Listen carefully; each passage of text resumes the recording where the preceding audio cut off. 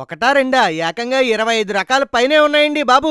ఈ రోజు నేను మన విజయవాడలో నాతో పాటు చాలా మందికి ఇష్టమైన ఈ రెస్టారెంట్ కి అయితే వచ్చాను. వచ్చి రాగానే మనం ఊరుకుంటామా, వేడి వేడి డ్రాగన్ చికెన్ చెప్పాను. ముందు ఒక పీస్ తిని తర్వాత దాని మీద వెరైటీగా నిమ్మకాయ పిండి ముక్కతో పాటు ఉల్లిపాయతో తింటే అదిరిపోయింది. మీరు బటర్ గార్లిక్ ప్రాన్స్ చూసుంటారు కానీ ఇలాంటిది ఎప్పుడైనా చూసారా? ఇది బటర్ గార్లిక్ మష్రూమ్ అండి, టేస్ట్ బాగుంటది. తర్వాత నాతో పాటు వచ్చిన మా వాడు బిర్యానీ తిందామన్నాడు. ఇంకందుకే హైదరాబాద్ స్టైల్ దమ్ బిర్యానీ చెప్పేశాం. ఎవరితో మాట్లాడకుండా ఒక కుమ్మేశాం. బిర్యానీ కట్టాతో తింటే మాత్రం అదిరిపోయింది. ఇది తినేసిన వెంటనే ఈ రెస్టారెంట్ లో బాగా ఫేమస్ అయిన వెజ్ మీల్స్ అయితే చెప్పానండి. స్వీటు, రోటి పచ్చడి, ఆలు ఫ్రై, పులిహార, కొబ్బరన్నం, దాంట్లోకి కుర్మా, వేడి వేడిగా అన్నం, ముద్దపప్పు, రకరకాల కర్రీసు, రసం, సాంబారు, ఉలవచారు, క్రీము, అప్పడాలు, ఒడియాలు ఇవన్నీ కలిపి మొత్తం 25 రకాల పైనే వడ్డిచ్చేశారు. నేనైతే స్వీట్ తో మొదలెట్టి తర్వాత పులిహార తిన్నాను.